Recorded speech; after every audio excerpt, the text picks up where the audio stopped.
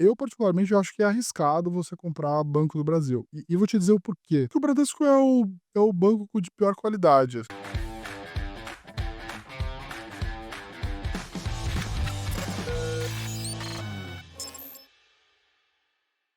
Para a bolsa de valores. O que que você tá achando do cenário atual? Eu acho que a bolsa brasileira tá barata sim, tá muito contraída, a gente faz muito tempo que não sobe. Se você descontar a inflação, né, e o dólar, por exemplo, a nossa bolsa, o EWZ tá, com 28, ela já teve em 100 em 2008, né, então a bolsa brasileira está extremamente barata. O problema é que o mundo também não está numa situação fácil, né. Japão com problemas graves ali do seu endividamento americano.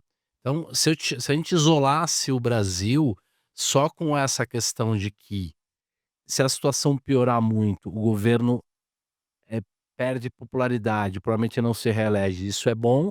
E se a economia melhorar muito, talvez ele melhore a chance de reeleger, mas é bom para a economia, é bom para a bolsa de qualquer maneira. Então eu acredito que a bolsa brasileira está barata sim, a gente vê isso por vários pontos de vista. O problema é que os Estados Unidos vai estar em dificuldade muito grande de rolar suas dívidas, né. Os treasuries, a gente tem um vencimento aí de mais ou menos uns US$ 10 trilhões, se você somar o déficit americano que o tesouro precisa rolar nos Estados Unidos esse ano. E os juros estão difíceis de cair lá, né, então vai ser bem estressante.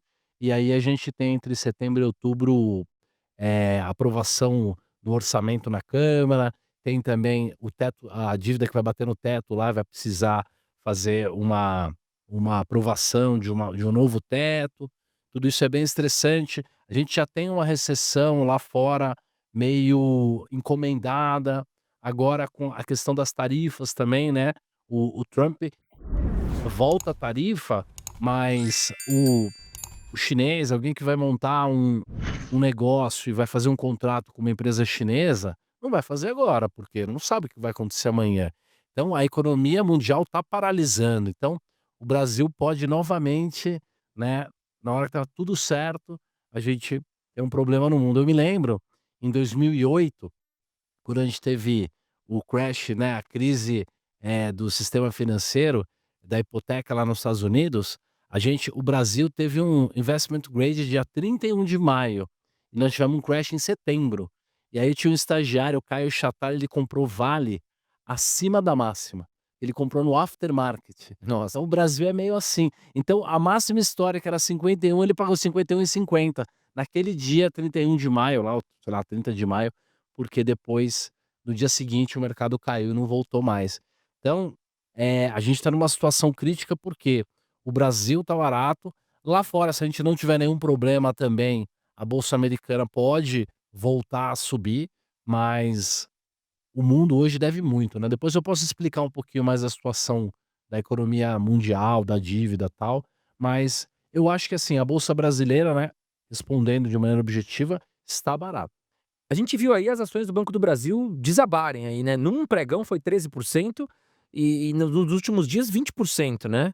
Que aconteceu? Vocês ali na Nord enxergam como oportunidade de as pessoas investirem mais agora com essa queda do Banco do Brasil, ou ainda é um risco o que está acontecendo ali, tem algo ali para ficar atento? Sim. Assim, o Banco do Brasil é um banco que, durante muito tempo, mesmo mal tocado com toda a interferência do governo, um banco que pagava um dividendo muito alto, né, e muito barato na bolsa, né, um PL 4 vezes, né, uma coisa que é meio impensável você achar que um banco vai ter PL 4, 5 mais ou menos, né. Eh, eu particularmente tenho dificuldade de investir em empresa estatal, porque você nunca sabe se aquele lucro que você está vendo ali, que é o lucro corrente, ele vai ser interferido em algum momento, né, No aquele próprio lucro que governo. você projetou, se em algum momento aquele lucro de fato não vai acontecer, né, porque de fato o governo tem essa possibilidade. Eu estava olhando uns dados aqui de patrocínio das estatais, né, o governo, entregou as estatais agora com um déficit gigantesco, o próprio Correio, tudo bem, não foi uma empresa listada, no momento que dá um prejuízo gigantesco, também aumentou o gasto com marketing e patrocínios, né. Então, de fato, o governo, e principalmente o governo do PT, que sempre usou as estatais para fazer política pública, me me dá eu tenho muita dificuldade de enxergar valor.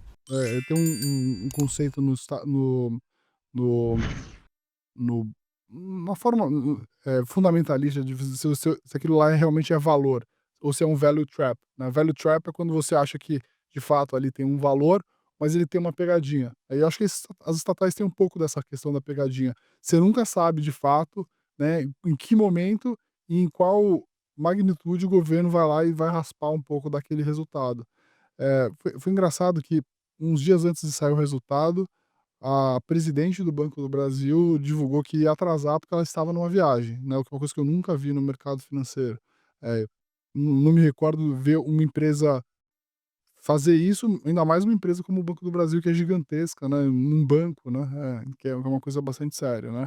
E depois veio o resultado veio muito pior. Então, assim, eu particularmente eu acho que é arriscado você comprar Banco do Brasil. E vou te dizer o porquê, tá. É óbvio que as pessoas podem olhar e falar: "Pô, foi uma oportunidade, eu vou ganhar dinheiro daqui para frente". Sim, no mercado financeiro ele é muito democrático, você pode ganhar dinheiro fazendo a coisa certa ou fazendo a coisa errada. Ele não vai o preço das ações não vai fazer juízo de valor se eu comprei. Eu e o Roxo, a gente abriu o nosso home broker, eu comprei o Banco do Brasil, porque eu achava que o Banco do Brasil ia crescer muito, ia bem, ia pagar dividendo. O Roxo comprou o Banco do Brasil porque, sei Viu? lá, alguém falou para ele comprar. A gente comprou o Banco do Brasil ao mesmo tempo, né, mas o mercado financeiro ele não faz juízo de valor do motivo que você comprou de fato aquele ativo. O que eu quero te dizer é que, assim, é possível ganhar dinheiro com o Banco do Brasil? Sim, mas, assim, eu acho algo difícil de você conseguir calcular de fato o valor daquele negócio, tá. Eh, Isso justifica inclusive o múltiplo, né. Por que que o Banco do Brasil negocia com múltiplo tão mais barato que os bancos privados? Esse é o prêmio que o mercado exige para comprar um ativo que tem muito mais risco. E por que que eu acho que as pessoas não deveriam gastar muito tempo com o Banco do Brasil? Porque existem outros bancos na bolsa que são muito melhores, né, melhores em termos de transparência, gestão, previsibilidade, né. Ah, como eu disse, né, aquele lucro do Banco do Brasil que você imaginava que estava ali, não estava, né. E acho que pouca gente conseguiu pegar isso. Uma queda de 20% num banco que todo mundo acompanha, cobra, tem todos os stakeholders, de fato mostra como pegou o mercado de surpresa, né, não foi uma coisa que foi acontecendo aos poucos. E acho que tem outros bancos na bolsa que são excelentes, não são nem o Banco do Brasil é um bom banco e muito barato.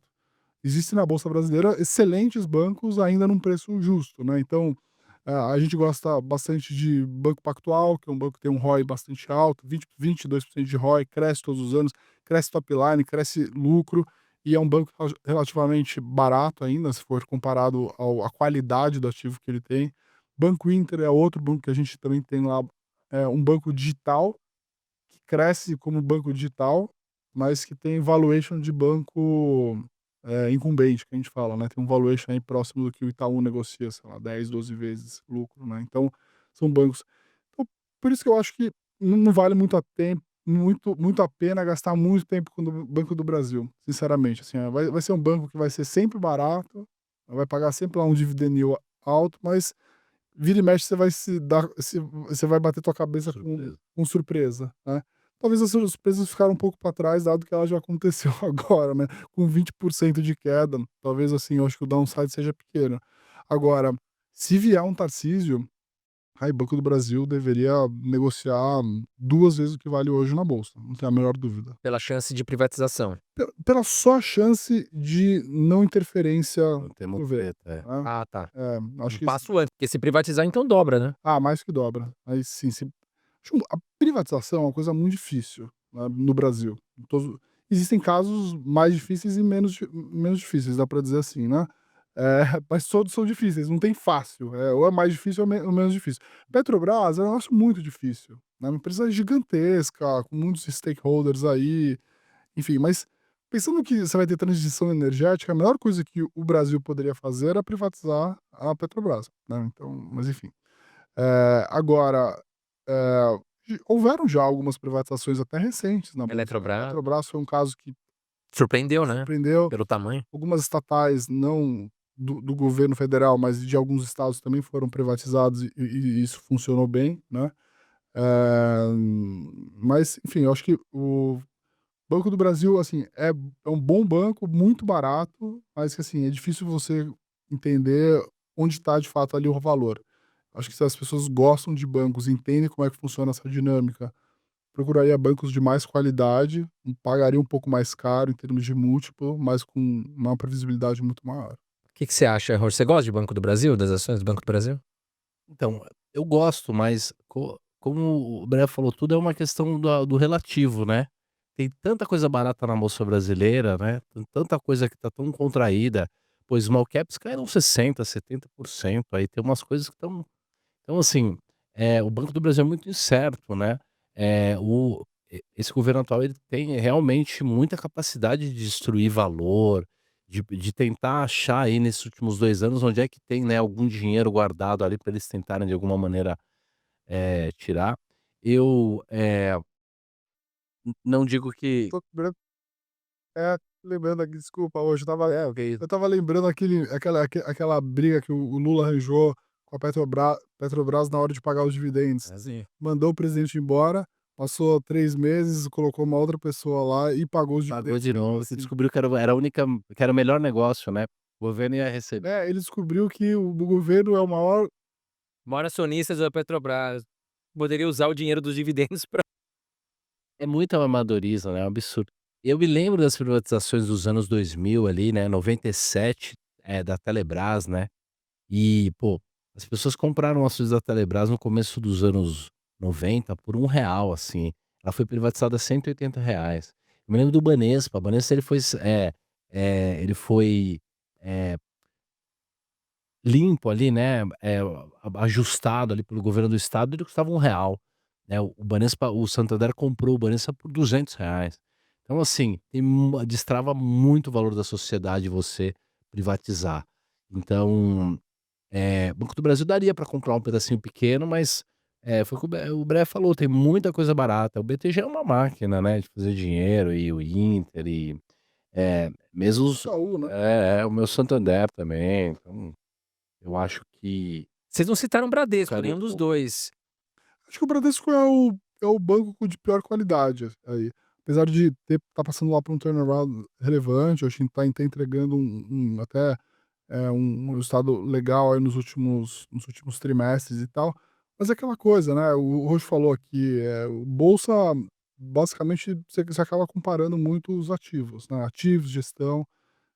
O Itaú sempre negociou com prêmio em relação ao Bradesco, sempre, né. E passados 5, 10, 20 anos, você entende o porquê, né. Então existe A eficiência é muito grande do Itaú, né. exato. eu trabalhei no Bradesco, meu tataravô foi um dos fundadores, né, eu fui analista de banco aí 20, 30 anos atrás, conheço bem, né, conhecia bem esse balanço. O Bradesco anda meio que numa crise, assim, de identidade, de gestão, nunca teve, né, gestores muito brilhantes, assim, nunca foi o banco dos engenheiros, que era o Itaú, né, sempre teve uma margem muito grande, uma capacidade muito grande, ficou meio para trás nessa questão tecnológica, derrapou na questão da carteira de crédito. O seguro sempre foi um grande negócio, tá meio que sendo diluído ali. Então, é o que o Breno falou, tem muita coisa boa por aí para você. Às vezes, você pode fazer depois que ele cai bastante, você compra um pouquinho por conta da margem de risco e tal, mas tem muita empresa boa. Você acha que o real tá condenado no longo prazo? E do jeito que as coisas vão hoje, caso até a esquerda venha ganhar as eleições, a gente pode ir rumo a uma argentinação, hein? Ah, esse risco no Brasil é sempre possível, né. Essa desvalorização gigantesca da moeda, isso aconteceu na Argentina. Porque lá de fato as coisas tiveram uma ruptura. Eu acho que o brasileiro, de alguma forma, ele é um pouco menos consciente, porque a gente não teve nenhuma ruptura relevante desde o plano real, dá para dizer assim. Mas se você inverter, né, o real e como se ele fosse uma ação, você vai ver que ele saiu lá de R$ 1, R$ 1 por dólar, e virou 0,16, né, alguma coisa nesse sentido. Então, assim, se você tivesse comprado essa ação, que é Brasil, chama República Federativa do Brasil, essa moeda, né, ela foi um péssimo investimento, como ativo, né. A gente tem uma inflação aqui que roda 5% a mais ou mais por ano, então você tem uma perda de valor da moeda em relação ao seu poder de compra dentro de casa, mas em relação à moeda do mundo, a gente também teve essa perda da mais ou menos essa magnitude, né. É difícil assim, eu não tenho a menor dúvida que se vier de novo à esquerda, o real tende a se desvalorizar, mas assim, nem que venha à direita, eu não acho que o Brasil tenha tanto uma possibilidade de ser a moeda potência. Eu acho que todo mundo deveria pensar o seu portfólio de forma mais global do que, como o brasileiro médio pensa, né. Acho que era uma barreira muito grande há 5, 10 anos atrás, só tinha dinheiro lá fora quem tinha de fato muito dinheiro, quem tinha a possibilidade de abrir uma conta, com 100, 200 mil dólares, que era muito dinheiro já para aquela época. Acho que essa barreira foi quebrada, você pode investir através de poucos dólares lá fora, com poucos cliques no seu celular. Todo mundo deveria pensar o portfólio mais global do que sendo um brasileiro. O Brasil, ele é o país do juro alto, o que vai te dar muita possibilidade de fazer o seu portfólio render sem tomar muito risco, né. Mas, de fato, os ativos arriscados no Brasil, se você não souber navegar isso bem, você vai perder dinheiro ao longo do tempo. Eu tendo a achar, assim, a discussão em algum momento nas últimas semanas era se acabou a hegemonia do dólar, né. A gente está falando dólar, real, a gente está falando real, mas vamos falar de dólar, né. Eu acho difícil acabar a hegemonia do dólar. Tá bom, então o investidor global agora vai passar a investir seu dinheiro na China? Você É, confia no na no China? Putin, é? Na China, na Rússia, na Europa? Acho difícil, tá? Na margem, obviamente, tudo que o Trump fez até agora adicionou bastante mais risco que antigamente o investidor global pensava que os Estados Unidos era no-brainer, né? Olha, é dólar e é treasury. Hoje, com o Trump, ele fala: "Puta, eu não sei se é 100% do dinheiro dólar em treasury, talvez eu tenha que pensar em diversificar um pouquinho mais". Mas daí acreditar que vai ter uma moeda que vai substituir isso, eu duvido, tá. Assim, eu acho que o real é fraco para sempre, né. Os Estados Unidos é onde o capitalismo funciona de uma forma mais bela e vai continuar drenando o dinheiro do mundo para sempre.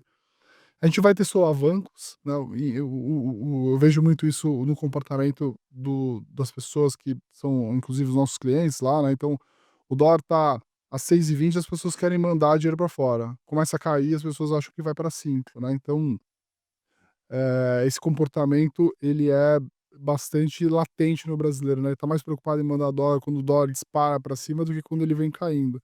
Qual que é a maneira de você fazer isso da forma mais correta é fazer isso sempre, né, pensar no teu portfólio, como o Rocha falou aqui, de obedecer uma regra de tamanho, de posição, eh, mesmo com toda essa chacoalhada lá, a bolsa americana caiu 15%, já voltou para o preço, Já voltou. já voltou tudo. Então, assim, eu não sou muito otimista com o real no longuíssimo prazo. E também não acredito nessa história que acabou a hegemonia do dólar. Talvez não um dólar tão forte quanto antes, mas difícil acreditar que a gente não vai ter ainda uma hegemonia dos Estados Unidos como o grande drenador do dinheiro do mundo, né. Então acho que todo mundo deveria sim pensar em aproveitar essas quedas, apesar de que agora tem IOF aí, né, você vai ter que ter uma decisão ainda mais de longo prazo, porque ficou realmente caro para mandar dinheiro para fora, né. E o EF você paga tanto na saída como na entrada depois, né. Então você se for mandar, pensa no longo prazo, né, Roxo? É, assim, desconsiderando, né, esses custos, digamos que você fosse operar dólar futuro, por exemplo, né, que não teria isso. É aproveitar mesmo esse zigue-zague, porque vender dólar e ficar short em dólar é perder um carrego de 14. Ao mesmo tempo, que é o que o Bré falou, você pagou R$1, tá valendo 16, entendeu. Então sempre é um grande dilema. Então, você pode usar, né, então, o governo estressou, o Brasil vai quebrar, cara, vende um pouco dos seus dólares, entendeu. Ah, o Brasil, pô, é a melhor coisa do mundo, 5,70, 60, faz 4 meses que o Haddad não fala nada. Cara, compra um pouquinho, vai fazendo o seu médio aí, vai mandando aos poucos. Tem que ver também um pouco da dinâmica do investidor, né, não existe a carteira certa, existe a carteira certa para aquela pessoa.